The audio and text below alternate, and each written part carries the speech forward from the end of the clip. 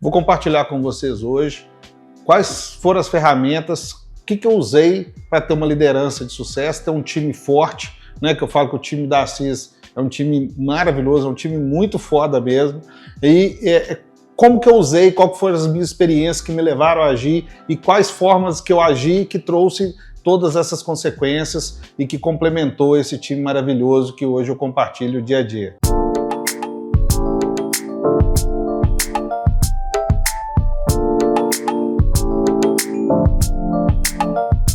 O que eu uso no meu dia a dia para desenvolver um time e ter uma liderança positiva, né, que traga todo o sucesso que a Assis tem e todo o efeito nos clientes, né, que compartilham constantemente conosco os feedbacks, né, nos dando tanto orgulho aí desse time maravilhoso.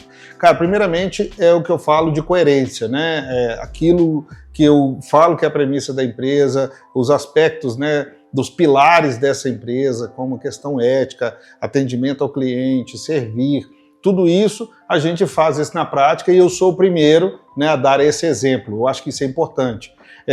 Então eu sempre usei assim, eu nunca vou ser fake do ponto de vista entre o que eu prego e o que eu faço. Além disso, dá um alívio de alma, né, de eu não criar uma persona ali para isso, ou seja, é o que eu sou de fato, inclusive com os meus defeitos, né, porque eu tenho 1000 defeitos, é deixar isso muito claro. Então, por exemplo, um dos defeitos que eu tenho, que toda equipe brinca, pega no meu pé, é o seguinte: eu gosto das coisas muito limpas, eu não gosto de coisas contaminadas, de pôr a mão dentro do copo onde você vai pôr a boca, de não ter álcool gel, não tem nada a ver com Covid não, tá? Isso é desde sempre, desde antigamente, isso é um hábito que eu trago muito em mim, que eles brincam que eu tenho toque e tal. Cara, isso eu já deixo claro, ou seja, para que a pessoa não se sinta constrangida. Ou seja, eu sou daquele jeito na casa da minha mãe, na minha casa, no restaurante, ou aqui na Assis, né? Ou lá no cliente. Então, assim, essas questões de você colocar o que você de fato é, para que os liderados possam entender que aquilo é de verdade e se propor e ter comprometimento com tudo aquilo, é muito importante. Outra coisa, criar ferramentas, né, e possibilidades para esses liderados que eles possam se construir e desenvolver. Né? Aqui na Assis, por exemplo, como o time tem uma parte técnica muito forte, precisa de entender de legislação, precisa de entender de inovação, precisa de entender de startup multinacional, precisa de entender de contabilidade, fiscal, DP, de marketing, precisa de entender de planejamento estratégico, de governança, de ferramentas. Então o que eu faço?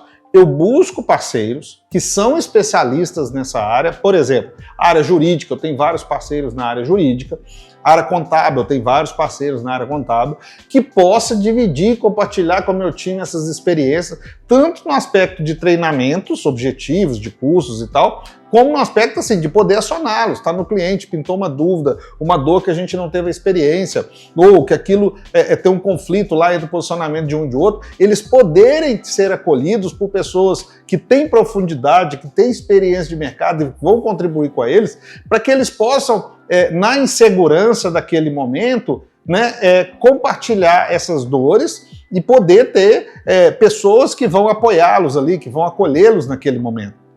Então, desenvolver ferramentas onde as pessoas se sentem seguras do ponto de vista, nesse primeiro momento, técnico, né, eu acho que é importante.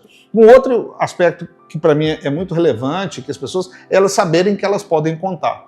Mesmo eu, né, tendo uma agenda muito corrida, tá sempre diversos clientes viajando, fazendo treinamentos, palestras, eu deixo canais onde que todos possam me acessar. Então é difícil um dia que eu não responda, que eles não têm acesso, que eles não compartilhem, que eles não puxem minha orelha, né? Ó, isso aqui está pendente, tal, e que a gente possa compartilhar tudo. Então, criar canais de comunicação, ferramentas, desenhar. Eu sou uma pessoa muito objetiva. Eu não gosto de pessoas que vai lá em São Paulo para voltar em Minas Gerais para explicar uma coisa. Então, eu já deixo claro, ó, a comunicação para mim tem que ser 3 linhas, tem que estar assim, né, de forma didática, tal. Eu consigo te responder de forma rápida, né? Ou, não, hoje é o dia, Assis, que eu queria de fato conversar. Então, peraí, então tem que ser uma agenda, nós vamos sentar, nós vamos bater um papo, como é que tá a sua vida, tal, não tem problema. Mas criar os canais. Então, um canal é de uma forma, o outro canal rotineiro, do dia a dia, é de outra forma. Então, ó, coerência, criar ferramentas, né, do ponto de vista técnico, e criar acesso da equipe para com você, para que possa estar compartilhando momentos mais profundos ali, ou mais delicados, ou mais one-on-one que precisa.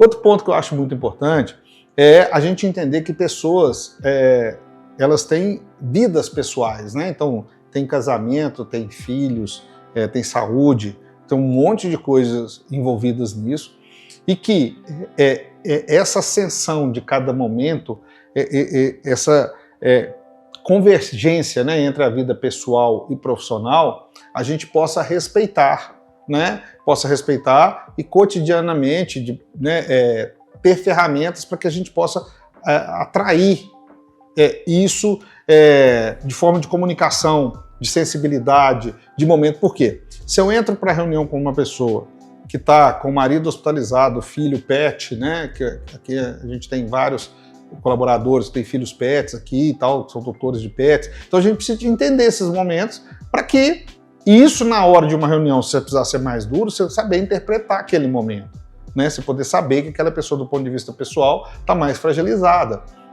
Outra coisa que eu gosto, que eu participo muito, é colocar a minha forma de ver as coisas. Então todo mundo que trabalha comigo, eu chamo e falo nas reuniões mensais e repito novamente a minha forma de gerir, a minha forma de acreditar nas pessoas, a minha forma de testar essas pessoas. Então aqui é muito transparente isso. Uma sensação que eu não gosto, e obviamente se eu não gosto, né, eu não quero fazer com os outros, é aquela do abismo, né, da lacuna ali.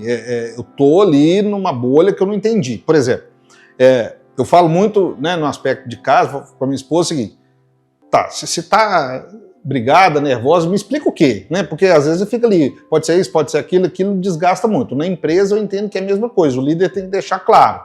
Então eu explico para todo mundo os aspectos não negociáveis, né? Ó, aqui assistem esse perfil, isso é não negociável. A gente aqui, por exemplo, não aceita qualquer conflito do ponto de vista religioso, a gente não tem bandeira partidária política, a gente não tem qualquer assunto que possa desprestigiar ou trazer qualquer constrangimento do ponto de vista sexual, né, de opções sexuais. Então, assim, isso aqui dentro, independente, por quê? Eu deixo isso na arrancada. Eu falo, o perfil para quem trabalhar aqui, ele vai ter que conviver com diversos aspectos religiosos, com diversos aspectos de opções de sexualidade, isso sem trazer nenhum conflito interno para o negócio. Isso aqui não é discutível.